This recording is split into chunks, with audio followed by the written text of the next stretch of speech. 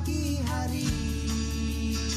Segala sentosa.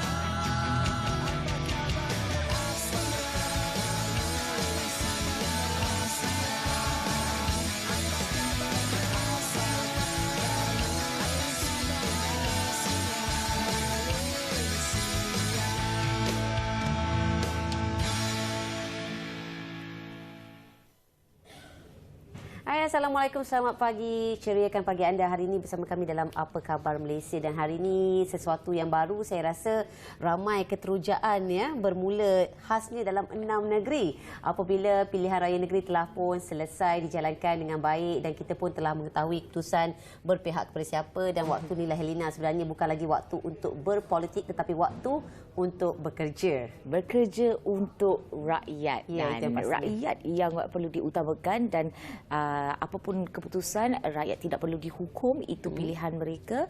Dan kita mengharapkan satu perubahan yang konsisten untuk menambah baik gaya hidup dan kualiti kehidupan rakyat-rakyat Malaysia secara khususnya. Baik, saya kira pagi tadi ramai yang mungkin tertidur lambat, terbangun lambat sebab diulit hujan malam tadi dan di awal pagi tadi. Namun masa awal pagi ni juga kalau hujan memang jalan jam. Cuma kelebihan dia selangor cuti. Ya, itu yang saya agak lambat sikit tu. Bukan lambat di mana, Elena? Lambat di perasaan. Nak kena bangun, nak kena keluar kan. Faham. Rupanya hari ni kita di Kuala Lumpur rupanya. Faham.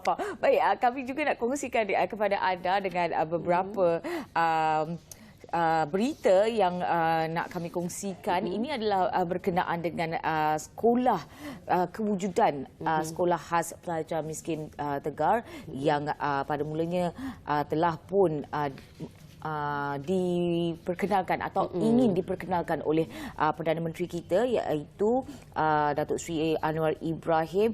Beliau berkata bahawa sekolah ini konsep jenis baharu yang menyasarkan anak-anak keluarga paling miskin agar mereka tidak tercicir dalam bidang pendidikan.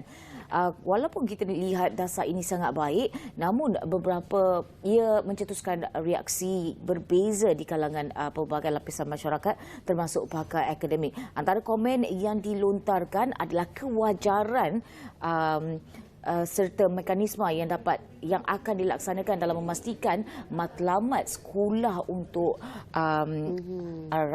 anak daripada keluarga miskin ini tercapai.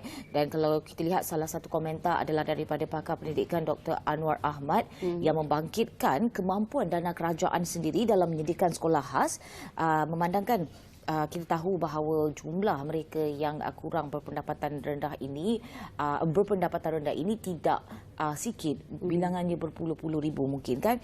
Dan saya kira apa yang perlu dilakukan, mungkin kita tambah baik sistem sedia ada dan sebagainya. Mengenai ini, ada juga yang saya lihat-lihat di laman sosial ya, antara komentar-komentar daripada pengguna laman sosial. Rata-ratanya menyatakan apabila kewujudan sekolah khas miskin Tegar ni dikatakan agak tidak begitu relevan lah. Kerana apa kata, gunakan sedia sekolah yang sedia ada sedia ketika ini, cuma tambah baikkan ataupun wujudkan satu insentif khas kepada anak-anak ini untuk membolehkan mereka lebih ke hadapan untuk dalam bidang pendidikan khasnya. Betul. Dan kalau kita lihat, seorang pensyarah di Pusat Kajian Kepelbagaian Pendidikan dari Fakulti Pendidikan UKM juga berkata tak ada keperluan menggesa untuk sekolah itu. Namun dia kata juga kerajaan boleh memperkasakan sekolah asrama harian untuk menangani isu keciciran pelajar juga. Dan kalau kita lihat, ini pula komentar ataupun daripada Profesor Dr. Zawawi Ismail, Dekan Fakulti Pendidikan daripada Universiti Melaya, di mana beliau menyuarakan kebimbangan sekiranya sekolah itu dibina dan ia mungkin akan memberi kesan psikologi kepada pelajar. Ialah maknanya jelas ketara ya, itu adalah untuk anak yang sedemikian, betul. Ini anak untuk sedemikian. Yes. Ya, itu yang cuba kita elakkan. Dan realitinya kita dalam psikologi. hidup dalam dunia ini, kita bukan dalam berhadapan dengan satu jenis kelompok saja, kita berhadapan dengan banyak pelbagai jenis manusia di dunia ini. So saya rasa untuk mengasingkan mereka untuk ke sekolah yang tertentu ini tidak wajar lah. Yalah. Dan saya yakin kerajaan Madani sekarang merupakan kerajaan begitu prihatin mendengar setiap keluhan dan juga pandangan rakyat dan sama-sama kita perbaiki mengenai pandangan ini dahsyat ini. Dan tetapi apa yang sekarang ni saya nak kongsikan ini adalah satu tindakan yang wajar dipuji dan amat tepat dengan keadaan situasi semasa. Khasnya pagi tadi hujan kan. Kita yakin sekali mereka yang nak pergi ke tempat kerja atau ke mana-mana saja destinasi ketika ini. Pastinya khasnya penunggang motosikal kita dapat lihat ada yang berteduh di bawah jambatan. Kadang-kadang saya kesian juga Helena kerana ini merisikokan mereka kepada kemalangan yang tidak disangka. Kadang-kadang orang tak nampak kan. Nak pula apabila kenderaan berat lalu lalang di situ, itu merisikokan mereka kepada kemalangan jalan raya. Tetapi dengan usaha kerajaan untuk mewujudkan tempat berteduh motosikal bagi menjamin keselamatan sekaligus untuk menyediakan papan tanda yang mencukupi, dilihat merupakan satu langkah yang begitu terpuji dan amat wajar dilakukan. Ianya dapat saya kongsikan 40 daripada 119 tempat teduh baharu dijangka akan disiapkan pada tahun ini, manakala selebihnya pada tahun depan, dan ia adalah tambahan daripada 353 tempat berteduh sedia ada. Maknanya ketika ini kerajaan bercadang untuk mewujudkan sebanyak 119 tempat berteduh bagi penunggang motosikal untuk berhenti berteduh sementara menanti keadaan cuaca baik untuk mereka bergerak ke destinasi yang ingin dituju. Dan KKR serta pihak konsesi lebuh raya akan membuat kajian terperinci tentang komponen penting yang perlu disediakan dan juga lokasi teduhan yang biasanya mempunyai bilangan pengguna motosikal lebih banyak berbanding lokasi lain. Dan sekaligus selain daripada lokasi teduhan tu, turut dicadangkan papan tanda amaran bersesuaian yang mencukupi turut disediakan di sana untuk memberi kesedaran kepada pengguna lebuh raya yang lain supaya di situ ada kawasan teduhan supaya mereka tidak melajukan kenderaan mereka. Supaya mereka lebih berhati-hati. Betul. Dan kita juga nak lihat ramalan cuaca untuk hari ini. Kalau pagi tadi hujan, bagaimana pula dengan keadaan pada waktu tengah hari dan juga petang nanti. Jom kita saksikan dan seterusnya bersama dengan rakan setugas dari Bilik Berita.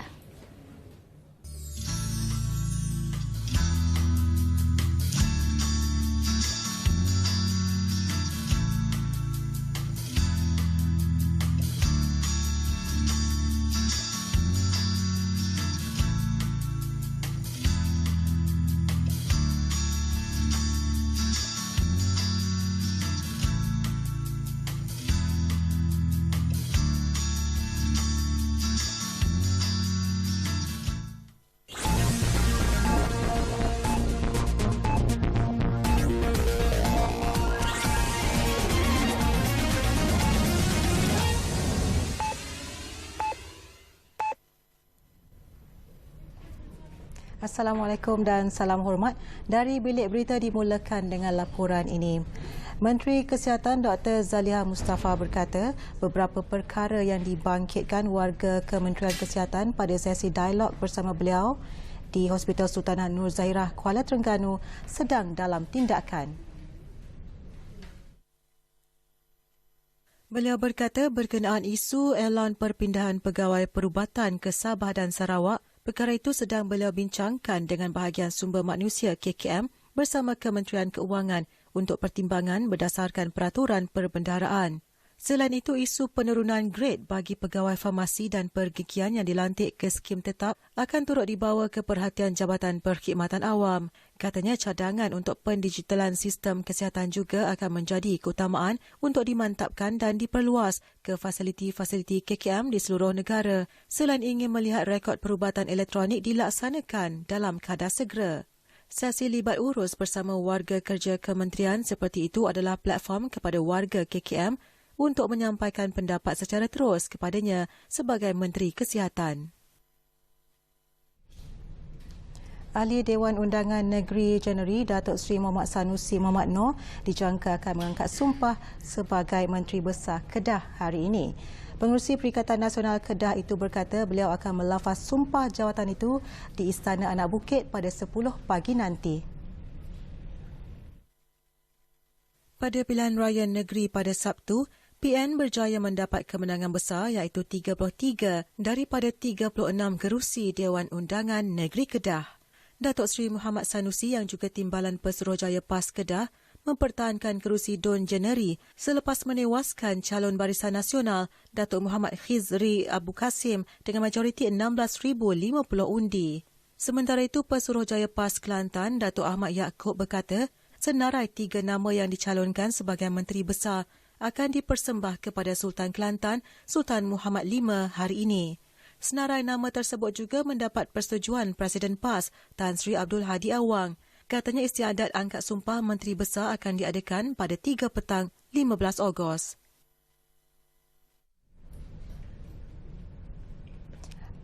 Sekian dari Bilik Berita. Assalamualaikum dan salam Malaysia Madani.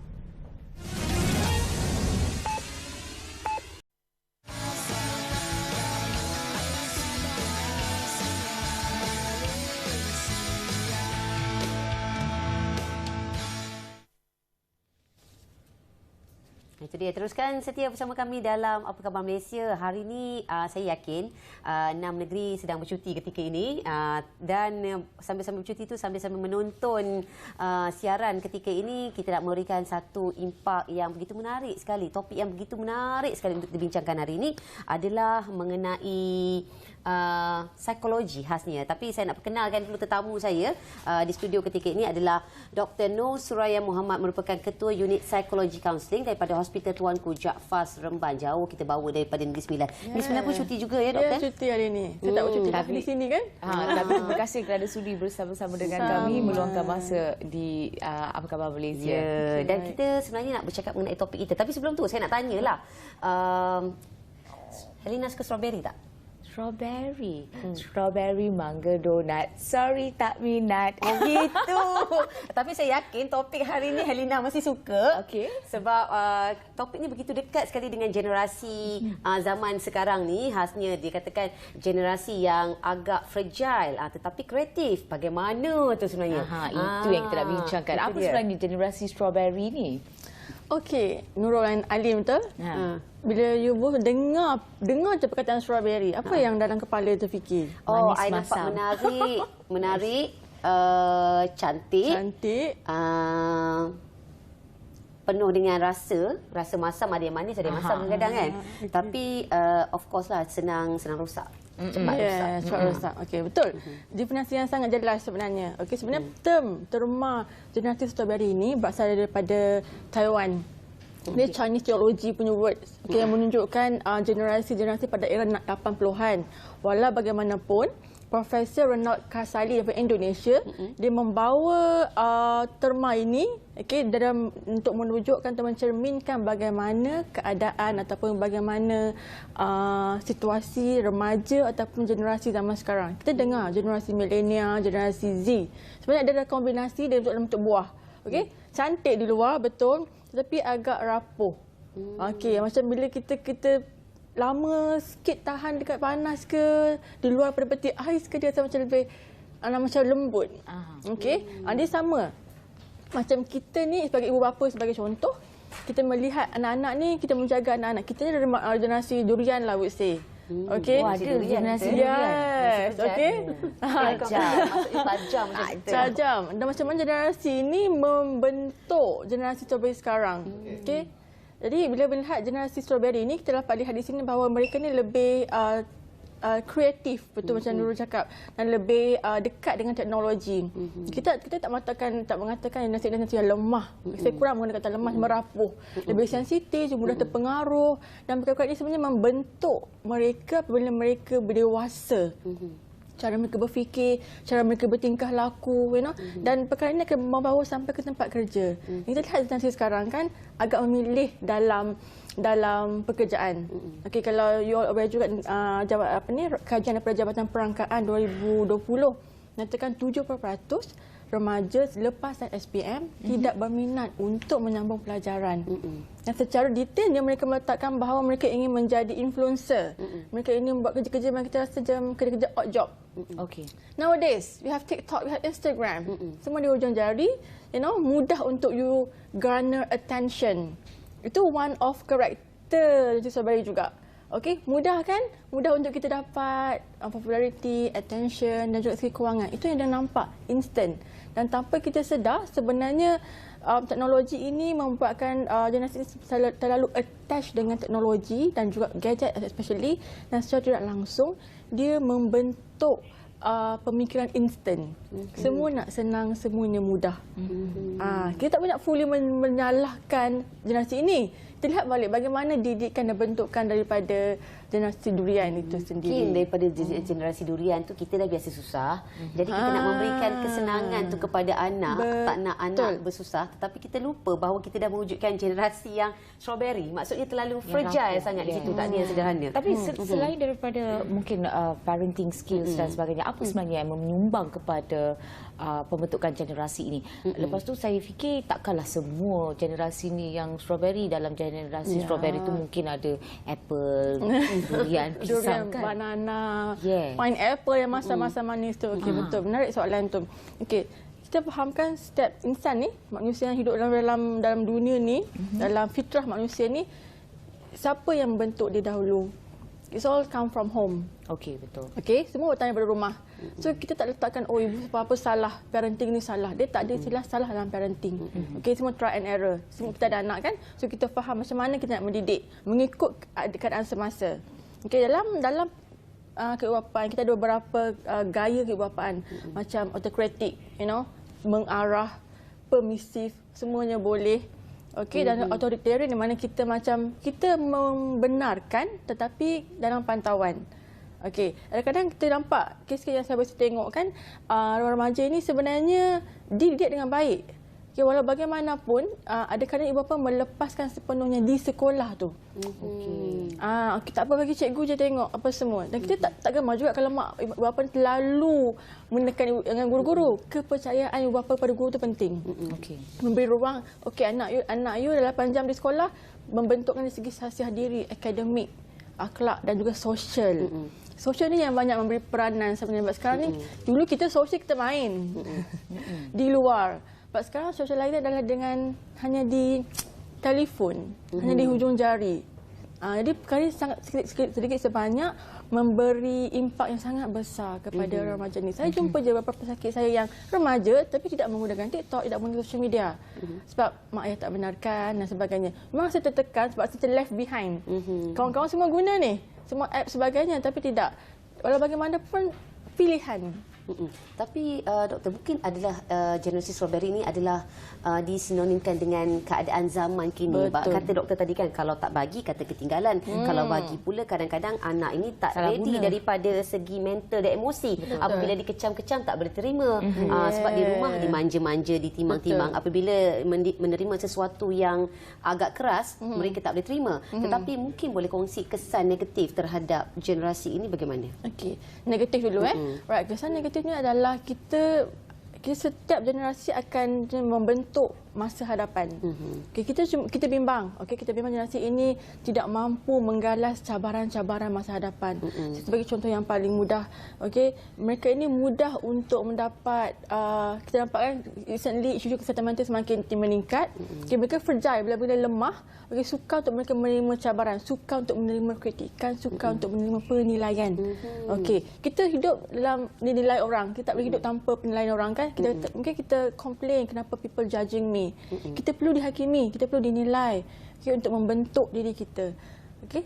Sebab yang pentingnya kan Nurul dengan Alin, bagaimana kita dinilai itu positively. Itu nak membawa karakter generasi strawberry ke hadapan ini sangat memerlukan dokongan daripada penjaga ataupun ibu bapa yang banyak memberi sokongan yang perlu. Guru-guru ataupun orang dewasa sebagainya. Dan lagi satu, ada segi sosial pula, bila terlalu fokus kepada media atau we call it bukan rakan yang face to face ni, online version, semua online sekarang. Di connection dia ataupun kita katakan hubungan kait dia ataupun cara interaksi dia dengan human to human tu tiada. Besar mana pun teknologi sekarang, AI dan sebagainya, interaksi tu mesti ada. Dia punya soft skill tu kurang. Bila kurangnya soft skill, pembentukan diri itu akan jadi macam terhad. Maksudnya mereka tak explorekan perasaan mereka lebih seluar lagi. Yelah, kita dulu kecil main pasir, main sungai, main apa sahaja boleh jadikan mainan. Okey, itu kesan negatif. Kalau positifnya pula apa? Okey, saya bagi contoh. Saya mula dengan contoh. Remaja sampai sekarang mudah dengan teknologi. Sebab saya ada adik yang umur era-era strawberry lah. Kita pakai iPhone ya. Tapi kita tak tahu sepenuhnya penggunaan iPhone. So dia lah tunjuk macam mana nak buat pelbagaian penggunaannya. Okey, dan contoh juga saya dengan pesakit saya kanak-kanak ramai. You rasa bila saya duduk macam ni dengan pasien saya kanak-kanak ni dan bercakap, dia nak respon dengan baik tak? Tidak. So saya fikir rapport dengan dia penting. Saya perlu menjadi seperti dia, perlu mengeksplor minat dia. Kadang-kadang suka Roblox. Okay, sekarang Roblox ni bukan Roblox ada yang kata yang baik lah. Okey. Ada Roblox yang sebenarnya satu game tu dia boleh tanyakan ataupun dia boleh melihat emosi seseorang. Tu saya bermain bersama saya punya pesakit. Okey, so dia nampak okey, emosi dia tekan, dia seronok. Dia nampak emosi dia kadang-kadang up and down. So bila dia balik rumah, saya buat sebagai homework. Hari-hari you main, you tekan emosi yang you ada at this very moment. And bila you datang, you show me. Okey, sekarang pula budak sekarang kalau even dekat ward, kita cakap dengan dia dengan TikTok. So saya cakap, saya pun download lah TikTok. Saya pun ada TikTok. Kita macam, saya pun ada TikTok juga. Let's you know, macam explore sama-sama. So dia tunjuk apa yang dia follow dan sebagainya. Jadi minat yang ada kita kongsikan bersama dengan generasi ini boleh membantu kita juga untuk explore apa tambah baik yang kita boleh buat dengan Kehidupan kita. Yes, kehidupan kita. Pengurusan. Contohnya saya juga ada pelajar-pelajar yang buat internship. Okay, generasi strawberry ni. Kita guna secara lama kan, kadang-kadang secara manual untuk key data dan sebagainya. Dan mereka ada beberapa software yang mereka boleh bantu untuk membantu memudahkan proses penyimpanan data sebagai contoh. Okay, jadi bagi saya benda tu menarik. Alright, teknologi doesn't matter dari segi pengangkutan, dari segi teknologi, gadget dan sebagainya. Perkara ini sebenarnya kalau dilihat secara baik boleh membantu mereka ni sebenarnya untuk lihat kata okey apa potensi mereka next. Cuma kita cakap tadilah, kita terlalu menekankan kepada teknologi, dia kurang interaksi.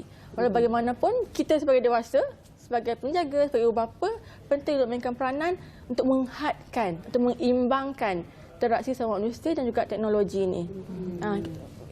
It is good to have like macam intern yang datang dengan kita yang muda-muda kan, dia boleh bantu kita explore. What's next? Apa yang kita buat? Orang tak pakai dah apps ni contoh. Okey, baik. Dan secara ringkasnya Dr. Suraya, apa solusi kepada generasi strawberry? Okey. Again, saya nak pusing juga kepada parenting. Sangat penting. Okey, mungkin kita kata macam-macam Nurul kata tadi, kita tak dapat, kita tak mendapat. Kita tak pernah dapat teknologi bukan maksud kita perlu letakkan semuanya kepada anak-anak. Okey, sebenarnya kita we have to be very grateful dan menggunakan untuk mengimbangkan, meletakkan tahap mana. Setengah meletakkan sebagai guideline. Okey, setakat hari ini after work dah habis homework baru boleh buka 2 jam. So kena pantau. Benda tu work sebenarnya. Cuma kita rasa macam kesal lah kat anak-anak, nanti boring. Tengah makan, meja makan pun family time, me time, but you still occupied dengan phone. To me, sampai sekarang pun saya macam kurang bersetuju dengan bapa yang meletakkan phone di meja makan. Saya rasa mungkin itu je bonding time kan. Kalau kat rumah dengan phone dalam bilik, kita tak tahu. Mungkin kena pantau. Sekarang banyak sekali app. Mungkin anak-anak boleh bantu ibu apa nak boleh bantu untuk menutup app-app tertentu tu. Okey, masa hadapan dan guru-guru juga mainkan peranan. Okey, kadang kita perlu lebih kreatif. You know? Guru-guru atau mereka yang menjaga remaja ini atau generasi ini untuk lebih kreatif dalam mendekati remaja-remaja atau generasi ini. Okey, jangan terlalu menghukum tapi boleh menilai untuk melihat impak yang positif supaya mereka melihat mereka ada kelebihan. Dia fragile, lembut dan rapuh. Jadi kita kena tanamkan baja cukup kuat untuk mereka grow dengan lebih strong in the near future. Dan kita yakin apabila kita letak baja yang tepat, mereka akan tumbuh dengan lebih cantik lagi. Betul. Sebenarnya akan memberikan manfaat. Mana tahu satu pokok yang kecil tu kalau ikut logik buahnya boleh melahirkan dalam 10-15 buah, tetapi bila dibaja dengan betul boleh memberikan buah yang lebih banyak. Manis. So strawberry suka tak? Nak balas dengan pantun juga ke? Okey, kita nak berehat seketika, kembali selepas ini. Dan terima kasih kepada Dr. Suraya atas kesempatan masa yang diberikan. Thank you. Thank you.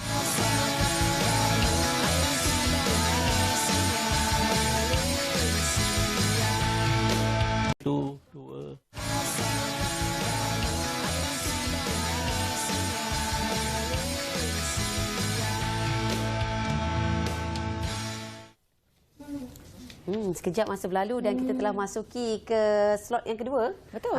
Kali ini nak siapa-siapa yang nak bercuti ni, yang nak bersuasanakan hutan, khasnya hutan di Pahang, di Taman Negara, GV Rimba Red Taman Negara 2023 akan kita kupaskan pada hari ini, pastinya bersama dengan tetamu di studio, iaitu Encik Kamarudin Ibrahim, merupakan pengurus besar Tourism Pahang, dan juga Datuk Kapten Nik Huzlan Nik Husin, merupakan pengarah urusan Rimba Adventure Sendirian Berhad. Selamat datang diucapkan. Assalamualaikum, selamat pagi. Ya. Okey, mungkin kita mulakan dengan Datuk ya. Apa yang membuatkan Datuk memulakan Rimba Red ini? Okey, kita nampak dalam 10 tahun ni lah genre atau jenis kategori motor besar yang diorang dah mula mengembara. Pasal ada internet semua senang nak cari jalan. Thailand, around the world semua dibawa motor besar. Dah tu dalam penggambaran tu dia orang nak cari adventure. Dia masuk dalam jalan-jalan yang bukan jalan tar lah. Lalu kampung cantik, mencari sineri yang cantik. Jadi bila kita nampak macam tu, saya pun mula buat organize lah macam ride masuk dalam hutan. Dan lepas tu bila dia orang dah kira dah biasa, mulalah satu spirit untuk berlumba. Satu sama lain. Biasalah. Bila naik motor, next stage is dia nak buat competition. Competition tu, kalau lumba biasa, kita nampak dalam dunia ni dah ada 2-3 jenis. Macam Dakar semua. Tapi kita ada satu modal yang diorang tak ada. Kita ada hutan yang amat cantik. Hutan, especially Taman Negara kita. Taman Negara ni saya rasa saya boleh katakan Disneyland untuk naturalist. Special sangat pasal kita nak buat Disneyland, letak 1 bilion jadi Disneyland. Kita nak cari hutan macam tu, letaklah berapa bilion dia takkan jadi. Hutan ni dalam 100 juta. Dia punya umur. Jadi macam mana kita nak combine aktiviti lasak dengan kecantikan negara. Itulah mulanya Rimba Red. Kita kahwinkan dua tu. Pasal race-race dalam sirkuit ni memang dah ada. Kat Thailand semua dah ada. Tapi race macam ni, yelah, dengan bangga saya cakap, kita dah develop race ni sekali dengan government agency yang support kita, merupakan race yang paling besar dalam genre ni dalam dunia. Tak ada lagi race yang berlumba dalam hutan yang natural tanpa merosakkan hutan. Itu yang penting tu, tanpa merosakkan hutan. Kita pakai jalan yang sedia ada. Dulu dia orang adalah macam kita harvest jungle product. Dia ada jalan tu memang dah tumbuh lalang semua. Jadi jalan yang dah sedia ada, yang dah tak dipakai, kita akan hidupkan sekejap. Lepas tu dalam 3 bulan kita audit balik, benda tu, jalan tu dah hilang balik. Hutan dah datang balik. Dan itu satu kriteria kita supaya kita boleh enjoy hutan tanpa membinasakan hutan. Itu yang mula dia. Betul, menarik. Cik Kamarudin pula, sebagai pihak kerajaan Tourism Pahang, bagaimana bekerjasama dengan Datuk untuk sedia dan mahu menjalankan aktiviti ini? Namanya kita, saya Tourism Pahang lah, melalui kita punya kerajaan negeri Pahang. Kita mengucapkan ribuan jutaan terima kasih lah kepada Datuk kerana terus memilih negeri Pahang lah, bagi acara yang kita akan jalankan pada hujung bulan ni lah. Saya percaya Datuk mendapat tawaran daripada negeri-negeri yang lain lah. Bagaimanapun Datuk terus memilih negeri Pahang lah. Kerana Pahang terkenal dengan kita punya persekitaran alam semula jadi. Lebih daripada 57% negeri Pahang itu diliputi oleh hutan alam semula jadi lah, yang banyak lah. So kejana alam kita ni sangat kaya, dan alhamdulillah kita terus mempromosikan produk-produk pelancong kita berasaskan alam semula jadi lah. Dan kalau kita lihat, Taman Negara adalah merupakan destinasi utama lah, yang merupakan ikon bagi negeri Pahang. Dan apa yang dibuat oleh yang berbagai Datuk lah bagi acara ini sebenarnya adalah merupakan kesinambungan kepada promosi-promosi yang kita buat lah di luar negara. Dan kawasan yang dipilih ini adalah sebenarnya di luar daripada Taman Negara, di pendalaman Kuala Tembeling lah, di kampung Mat Daling. Jadi beberapa kampung di Taman Negara ini, Mat Daling, Kampung Bantal, Kampung Pagi, Kampung Kolosat. Jadi ini merupakan kampung-kampung tradisional orang Melayu kita lah, yang masih lagi kekal kehijauan dan khazanah alam yang menarik lah. untuk dinikmati khususnya kepada peminat-peminat sukan pemotoran yang Okey, dapat kita saksikan di skrin ketika ini adalah antara rimba red yang berlangsung pada tahun lepas ke Datuk, bagaimana? Kita dah 7 kali sebenarnya. Okey. Kita start, ialah entusias ni, yang penggemar ni, dia start dari teh tarik lah. Duduk tunjuk motor lawa, dah tu mulalah kutuk-kutuk sama lain. Motor kau ni duk pergi Starbucks aja, okey jom kita masuk. Jadi dari tu we grow the event. Benda ni lepas event ketiga dah mula melibatkan tourism atau kerajaan negeri Pahang. Kita nampak support dari kerajaan negeri Pahang, nampak dia positif sangat. Dia tak ada rasa macam rosak hutan semua. Pasal kita pemantauan kita pasal modal kita hutan, takkanlah kita nak rosakkan hutan bila kita buat satu perlumbaan. Ini kecantikan dia yang kita nampak. Memang lain dari yang lain. Ada tempat ada tempat dipanggil Jurassic Park, ada tempat dipanggil tangga derita, banyak challenge yang ada. Saya dah dapat rasakan derita kalau lalu tangga derita tu. Bukit neraka semua. Okey, kalau kita lihat kan ni, aktiviti ini River Red ni, bagaimana dengan adakah ia sekadar lumba? Dia macam tak ada matlamat, dia macam okey awak kena lumba tanpa mengotorkan motor ke apa ke apa. Okay. Kalau dia masuk tu, apa-apa yang dia bawa dia mesti bawa keluar. Kalau bawa air, kita tak bagi dia buat mineral water, semua tak bagi. Kalau nak, dia ada backpack yang dah disiapkan. Dari segi minyak semua memang tak boleh tumpah. Dari segi medical semua apa ni kita cover. Dan paling mustahak bila kita buat River Red, kita selalu tengok bukan saja alam sekitar, tapi penduduk persekitaran. Dia orang mesti ada satu ganjaran bila kita masuk. Umpamanya Kuala Tahan. Faham? 5,000 atau 3,000 orang masuk. Tak ramai, 3-4 ribu dalam satu event. Tapi kalau kita tengok profil yang masuk ni, semua orang yang berduit.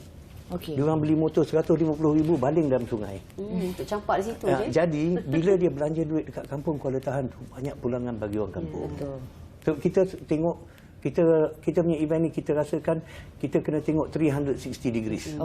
Jaga hutan satu, penduduk kena jaga. Dan tu bila kita keluar nak tinggalkan tempat tu macam kita tak pernah datang. Lagi satu, kita memang kuat dalam fotografi kerana sekarang zaman IG, zaman TikTok. Jadi dia punya spread, sungguh pun entusias ni tengok motor. Tapi orang lain tengok background. Dia tengok lawanya hutan dia. Apa Kuala Tahan ni? Jadi Kuala Tahan sekarang lagi popular dari segi penggemar-penggemar motor macam ni. Ini yang kita target. Bukan perlumbaan sahaja. Lagipun yang datang ni sekarang tahun ni dari 26 negara. Individual 35 tim pasukan. Dan tahun ni memang kita gembira sikit kerana ada 20 gadis yang akan mencuba nasib. Berlumba bersama. Dulu kita cakap race ni race jantan. Tak dah. Gadis-gadis pun dah mula masuk. Ada 20 dari 6 negara. Itu antara keunikan yang dibawa dalam GV Rimba Red Taman Negara 2023 ya? Ya, itu feature-feature baru. Memang dia lagi besar sekarang. Wakil wanita daripada Malaysia ada? Itu yang paling interesting. Wakil wanita Islam, nama dia Syamira tu, tahun lepas dia merupakan satu perempuan yang dapat habiskan race. Yang lain semua gagal. Tahun lepas ada 7 orang, dia gagal. Bukan saja dia jadi macam ikon lah perempuan dalam Rimba Red ni. Dapat suami pula. Pasal yang berlumba hari tu, yang berlumba juga jadi suami dia. Kahwin. Jodoh di situ jadi tahun ni isteri dan suami akan berlumba bersama. Tahun depan Yadina pula masuk. Boleh sangat. Okey. Dan mungkin pada Cik Kamarudin ya, apakah Tourism Pahang dilihat untuk bersyadang untuk mengadakan acara GV Rimba Red ni di tempat lain? Sebab kita tengok kan aktiviti yang dilakukan ni begitu menarik sekali, dapat menarik ramai pelancong untuk ke kawasan tersebut. Itulah saya sebut tadi berkenaan dengan 50%, 57% hutan yang meliputi negeri Pahang. So banyak tempat Pahang ni kita bukan saja di Taman Negara, kita ada di Jandu Baik, kita ada di Pahang Barat, banyak lagi di Kuala Lipeh dan banyak lagi kawasan-kawasan lain yang kita boleh tawarkan. Dan sebelum ini pernah yang bagi Datuk menganjurkan acara ini di Jandu Baik. Jadi kita nampak bahawa potensi untuk penganjuran sukan pemotoran seumpama ini boleh menjana pendapatan yang baiklah, khususnya kepada komuniti setempat. Jadi seperti mana Datuk kata, kita ada 19 jenama motor yang menyertai acara inilah. Yang kita tahu Kawasaki, Honda dan sebagainya. Tetapi ada jenama-jenama lain. Ini bermakna ada minat yang ditunjukkan oleh pelancong-pelancong, khususnya minat sukan motoran di negara kita lah. Jadi ini memberi impak yang sangat baiklah kepada kajian negeri, dan kajian negeri pada tahun ini kita menyasarkan 13 juta pelancong. Jadi 13 juta pelancong ini antara mereka bukan saja datang secara individu, mereka datang secara kumpulan, berpasukan. Mereka ada kru, mereka ada supporter mereka. Jadi mereka yang datang ini akan berbelanja di kawasan yang berkenaan lah. Bukan saja berbelanja makan, bukan saja berbelanja untuk souvenir. Mereka juga berbelanja petrol, minyak-minyak yang mereka ini dibeli daripada kawasan yang berkenaan. Okey, Datuk, apa cabaran-cabaran untuk menganjurkan rimba rate ni? Banyak sekali. Betul. Banyak sekali. Pasal kita dari yang kita tak boleh kawal cuaca. Betul. Habis jam ni kalau hujan teruk, kalau sungai itu banjir. Jadi kita kena ada plan B selalu. Satu. Selalunya kalau akibat cuaca, plan B dia apa? Hari lain lah. Plan B maknanya dia keluar tengah malam lah. Kita kena siapkan. Saya ingatkan tukar tarikh. Dia one day race. Dia one day race. One day race. Dan lagi banyak cabaran. Pada hasrat saya, semua tempat saya nak buat yang cantik. Tapi kita kena tengok input dari perhutanan. Okey. Ada hutan tu dia jaga betul. Ada hutan ini recovery punya hutan. Dah nampak harimau semua dah start datang balik. Harimau datang balik, orang takut. Tapi pada saya harimau datang balik, alhamdulillah, maknanya hutan tu dah sembuh. Hutan tu dah sembuh. Jadi elemen-elemen perhilitan, elemen-elemen keselamatan dari segi bomba semua ni dalam 36 PBT, 36 pihak berkuasa yang kita kena meeting. Dan konsep dan bila semua tu dia punya ingredient tu dah diatur dengan cantik, dah tu kita meeting dengan tourism dengan pasal dia master untuk dipahamkan, dan kita strategize supaya kita boleh macam dapat satu result, satu keputusan yang boleh win-win untuk semua. Bukan saja untuk racer balik gembira bawa trofi, tak. Kita nak orang yang sekeliling pun ada involvement dan ada benefit lah, cakap. Dan mungkin bagi Encik Kamarudin sendiri, harapan daripada pihak Tourism Pahang terhadap acara Rimba Rate ini bagaimana? So kita berharaplah yang bagi Datuk terus memilih Negeri Pahang untuk acara pada tahun-tahun yang berikutnya. Kita ada perancangan 5 tahun ke hadapan lah, di mana acara ini akan kita tambah baik lah, kepada skala yang lebih besar. Dan kita harap melalui pengajuan acara ini akan membuka ruang untuk pelancong-pelancong khususnya yang minat kepada sukan motoran ini datang ke Negeri Pahang dengan ramai lah. Dan kita dipahamkan ada lebih daripada 20 buah negara. Dan mereka bukan datang secara individu, mereka datang bersama dengan mereka punya media untuk mempromosi sama kawasan yang ini orang-orang di sekitar boleh datang menonton secara percuma? Yes, percuma, tapi ialah pasal dia dia tak ada tempat duduk apa. Memang dalam keadaan ekstrim, tapi ramai yang akan datang. Ramai. Kita nak sekali lagi, tarikhnya bila dan lokasinya lebih detail. Lokasinya di Kuala Tahan. Jangan takut semua orang Malaysia dah. Exposure Kuala Tahan pun masih kurang lagi. Pasal saya ada jawapan macam Datuk, saya nak pergi tengok race kena bawa Maggi Mee ya. Padahal Kuala Tahan sekarang is fully developed. Dia punya facility semua ada. Jadi sedikit sebanyak orang Malaysia pun dapat mula berjinak ke Kuala Tahan. So memang boleh pergi dengan percuma. Kita ada program kita hari pertama. Prolog ni dia orang race dalam satu prepared track yang telah disediakan untuk mendapat giliran permulaan besok. Jadi dia akan tengok siapa start dulu. Siapa paling laju prolog, dia akan start dulu besok. Dah tu hari besok tu kita ada race. Dan lusa ada grand prize giving. Itulah dia punya event dalam 3 hari. Dan pastikan kalau anda di sekitar ataupun berminat dengan sukan pemotoran boleh hadir ke Kuala Tahan untuk bersama-sama menyaksikan. Terima kasih Datuk Kapten Nick Hussein dan juga Encik Kamarudin Ibrahim atas kesudian berkongsi tentang Rimba Rate ini, dan diharapkan Rimba Rate tahun 2023 ini lebih sukses daripada tahun-tahun sebelumnya. Terima kasih. Baiklah, kita nak berehat seketika, kita kembali selepas ini. Anda semua jangan ke mana-mana.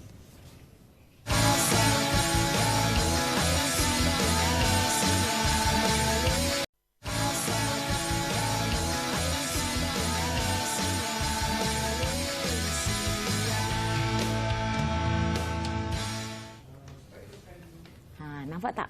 Apa tu?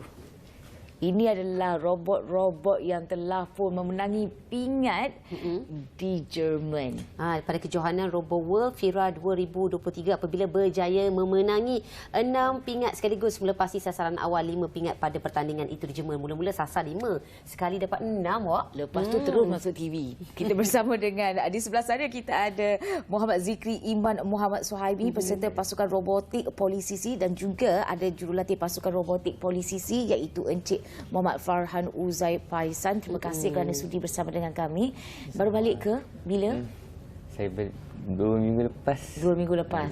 Sudah tak ada jet lag ke? Masih jet lag? Sebab lama kan dekat sana? First week tu je. Dah lama tu sudah biasa lah. 1 minggu jet lag? Encik Uzi? Ya, adalah sedikit jet lag tu. Sebab perjalanan kami ke sana dalam 10 jam. Okey. Transit di Oman. Dan apabila sampai di Frankfurt, kami perlu 3 jam lagi untuk sampai ke Wolfenbüttel. Okey. Sebenarnya saya tertarik pada robot yang ada di meja ketika ini. Ini hasil karya daripada Zikri sendiri ke? Macam mana? Ataupun bersama dengan tim? Bersama dengan tim lah saya create robot ini. Okey. Apa yang kita ada di atas meja kali ini? Robot apa ni? Ini robot ini, nama robot ini Mungkin adalah Imam boleh Biolot. tolong angkat. Boleh tunjuk. Berat ke? Tak ada berat sangat, tapi boleh angkat. Ada bateri lah ketika ni? Ada bateri ya? Tak ada. Yang ini tak ada bateri. Baru dah nak tanya ni, ada panah ni, panah tepat ke hati awak ke macam mana ni? Okey, so ini apa okey, ini memanah. Ini apa? Okey, ini dia Duduk santai je triple dia. jump. Dia masuk acara triple jump. Macam manusia tu. Oh, dia boleh lompat. Dia berlari, lepas tu dia lompat 3 kali. So jadi siapa paling jauh tu dia menanglah, siapa dapat selesaikan semua task dia. Lepas tu yang paling jauh tu dia dapat poin lah. Dia lompat secara macam straight ke atas atau ke depan? Dia ke depan. Oh, so 3 kali lah. Ya, Dan Okey. dia lompat tidak boleh jatuh lah. Tak boleh jatuh. Okey. Kalau jatuh tak dikira. Okey. Antara yang berjaya mendapat pingat? Ini nombor 1. Oh, dia dapat tahniah. Patutlah dia bersemangat dengan bendera Malaysia lagi. Tak ada nama? Ada nama. Robot ni tak ada Padi nama. saya bagi nama dia Jebat. Jebat. Okey. So yang ni bagaimana pula? Ini dia masuk dalam memanah lah. Okey. Dia ada vision. Dan kamera dekat atas tu. Okey. Dia ada vision. Dia akan melihat target. Kan target ada warna merah kan. Biasa kita target warna merah. Precise. So dia akan detect warna merah tu. Saya set dalam berapa saat dalam coding kan. Untuk saya set macam 0.5 saat. Jadi bila dah detect merah tu 0.5 saat, dia akan tarik lah. Dia akan tarik. Okey. Dalam tempoh durasi tu. Ya. Dan setiap kali cubaan ada 5 kali percubaan. 5 kali dia tepat? Oh tak. Round Sebab second kita okey. target dia berpusing. Jadi susah sikit untuk kita okey.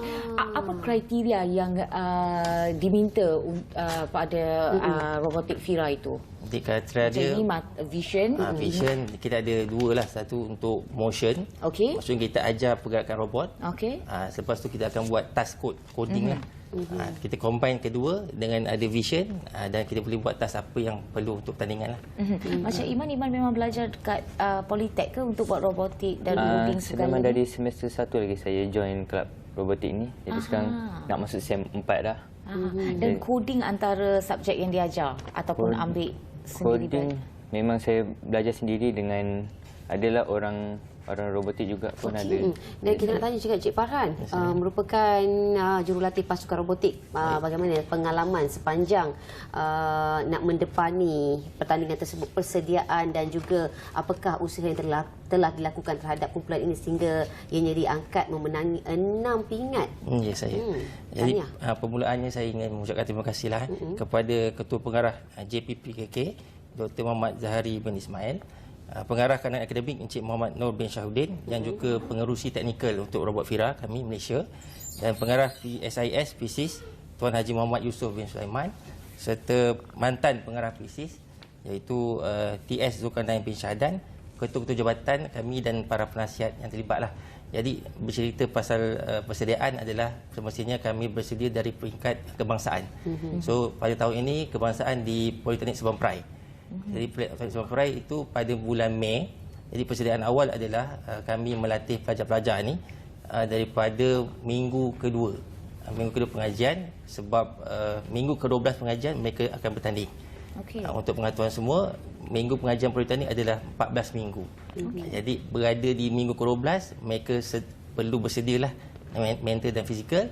Dan satu lagi pada waktu itu bulan Ramadan. Baru inilah. So kami berlatih waktu bulan puasa lah dengan kita. Dan alhamdulillah hasil berlatih tu, pelajar kami ni, alhamdulillah pasukan kami Pisces Robot Team dinobatkan kali keempat juara keseluruhan berturut-turut pada 2018, 19, 22 dan 23 lah. Dan oleh sebab itu kami dipilih oleh JPPKK mewakili tim Politeknik Robotik Polisisi untuk pergi ke Jerman untuk tahun inilah. Okey, pengalaman Iman di Jerman macam mana? Pengalaman saya di Jerman adalah macam agak sukar lah sebab bahasa. Itu mungkin biasa English lah biasanya. Okey. Sebab untuk dari segi latihan pula di Jerman, sampai saja di Jerman tu memang penat, 10 jam, lebih 10 jam dalam flight. Hari yang sama kami sampai tu terus jalan latihan. Sebab keesokan harinya tu kami ada acara yang perlu bertanding lah. Jadi memang sampai pukul 7. Sampai saya rasa dalam 3 petang. Dan habis dalam pukul 7 lah sebab dong semua dah nak closing, nak tutup dewan. Jadi tapi kayaknya berbaloi lah. Tak penat jet lag, tak hilang terus buat kerja tapi dah dapat 6 kemenangan ya. Tapi saya difahamkan telah pergi 17 Julai kan, balik 2 minggu lepas, lama kat situ kan. Apa lagi pengalaman yang Aiman dapat dan mungkin sesuatu ilmu baru yang Aiman dapat di sana yang mungkin boleh dipraktikkan di sini? Okay, ilmu baru saya dapat belajar dari negara-negara lain lah. Dari segi dari robot dia, macam mana dia set up robot dorang dan diorang pakai coding apa dari situ. Adalah pelbagai lagi. Dan untuk Cik Farhan pula apabila kita melihat pertandingan, pastinya pelbagai negara mengeluarkan ataupun mempamerkan dengan kebolehan robot masing-masing kan. Apakah kekuatan robot ciptaan daripada anak-anak kita ni, daripada Polisisi ni sehingga diangkat memenangi pertandingan? Bagus soalan tu. Cumanya bila kita bercakap dengan kebolehan pasukan kami adalah bila kita dah bersedia dari peringkat kebangsaan, maka pelajar ni lebih bersedia untuk bertanding walaupun tahun lepas kami masuk secara simulation. Jadi kami tak nampak kebolehan negara-negara lain. So pada tahun ini itu yang saya kata, kita sampai, kita terus buat training. So kekuatan kita adalah pelajar kita, walaupun waktu itu 3 orang, sangat committed. Waktu training datang tak ada komplain. Kemah barang, daftar, terus train sampai dewan tutup. Jadi kekuatan kita adalah training pelajar kita. Dan robot kita, alhamdulillah, kita akan sentiasa upgrade daripada tak ada vision kepada ada vision, motion yang biasa kita akan tambah baik. Segitu. Dan saya kira itu juga perancangan di tahun depan atau masa depan untuk menambah baik. Dan bagaimana pula daripada segi material dan juga kos? Siapa yang menanggung? Untuk peringkat kebangsaan ni, dari segi kos adalah biasanya kita dibayari oleh politeknik masing-masing. So di kami di Jabatan Kejuruteraan Elektrik, kami berterima kasih kepada Ketua Jabatan kerana memberi sokongan yang penuh lah. So bajet yang kami minta kita dapat dan kita belilah barang luar. So apabila kita menang peringkat kebangsaan, kami dapat bajet daripada JPPKK untuk upgrade lagi robot. Itu saja. Dan saya pasti robot yang akan datang, jebat ni akan ada jebat 2.0 yang lebih hebat daripada ini kan. Tahun depan di Brazil. São Luís. Sudahkah kita menempa slot di sana? Kita kena bertarung di peringkat kebangsaan dahulu. Bila di itu? Politeknik Sultan Azlan Shah tahun lepas. Dalam bulan, saya rasa bulan 6 biasa. 6 itu kita dah melalui kemenangan dan kemanusiaan telah kita kongsi. Tapi apakah persediaan lagi untuk menghadapi pertandingan pada masa akan datang? Persediaan lagi saya akan nak tambah baik lah. Kalau kita lihat, kalau tengok balik mesti kita ada postmortem kan. Ada kekurangan di mana-mana. Tapi selepas ini untuk penambahbaikan bagaimana? Penambahbaikan saya rasa tak banyak. Cuma dari segi robot kena sentiasa training lah supaya jadi biasa untuk setting kamera ni supaya tak lupa lah untuk Kejap. Training robot ni apa yang selalu kita lakukan untuk training ni? Kita tak faham. Training setiap kali macam saya dekat Politeknik Sultan Idris Shah, dekat lab saya datang, set up robot ni, onkan dia, cucuk kabel masuk kat dalam laptop. Adalah dia punya software dia untuk robot ni, untuk dia hidup. Jadi saya dia bukan masuk bateri je terus hidup ni? Dia ada coding. Dia ada coding. Lagi satu untuk pergerakan robot ni. Dia macam kita ajar dia. Kita teach macam motion tu step by step. Kita ajar, bukan macam kita masuk dia buat. Kita ajar je gerak. Satu kita save. Lepas tu kita run coding, dia akan lepas. Kena ajar dulu. Itu nak menghasilkan satu ciptaan robot ni, berapa lama masa yang diambil tu? Dan tim. Ke nak cipta cepat, nak train tu yang lambat? Cipta tu sebenarnya dari dulu lagi sebenarnya. Cuma kita upgrade lah. Kita upgrade. Sebab sebelum ni tak ada vision. Kena predict sendiri. Kita kena predict sendiri macam mana pergerakan robot ni. Tapi dah ada vision ni, mudah sikit lah untuk kira bila dah detect tu terus tarik. Jadi tak perlu nak predict apa-apa kan. Dan sebab kita design tu teman. Kita cerita pasal design 3D. Design ini dari 3D printer lah. 3D printer. Wow, hebat. So untuk tambahan 3D printer ni kita print berdasarkan projek pelajar. So kita minta pelajar upgrade. Sebenarnya yang operate ini adalah seorang Jihan, pelajar perempuan. Tapi mula sebab pergi ke Jerman tu tak ramai lah boleh pergi kan. So kami amanahkan inilah Iman untuk jaga robot. Tapi sebenarnya kita design sendiri. Kita punya aero tu dan patutlah saya nampak ada satu wanita di masa dalam gambar. Itulah Jihan kan. Okey. Dan Iman sendiri sebagai seorang pelajar yang dah buat robot pergi sana, selalunya robot ni sinonim dengan negara barat, diorang je lah yang terror buat robot ni. Tapi bila Aiman pergi sana, apa yang Aiman rasakan? Kita juga mampu setanding atau sebenarnya kita lagi bagus daripada diorang? Sebenarnya kita pun macam setanding juga, boleh juga lawan diorang. Kita ingat macam negara barat macam hebat sangat. Padahal politeknik sendiri pun boleh hasil robot untuk melawan. Okey, lepas ni siapa-siapa kementerian dan apa saja yang ingin menggunakan robot yang dihasilkan buatan tempatan boleh hubungi Encik Aiman dan juga Encik Farhan. Dan itu saja masa yang dapat kita kongsikan. Terima kasih kerana sudi bersama dengan kami. Tahniah dan selamat maju jaya untuk menghasilkan adik jebat dan juga ini kita panggil tuah lah. Okey, terima kasih. Dan kepada penonton, itu saja yang dapat kita kongsikan kepada anda. Semoga perkongsian kami ini dapat memberi inspirasi kepada anda. Assalamualaikum, selamat dan sampai berjumpa lagi. Bye-bye. Yakin berdiri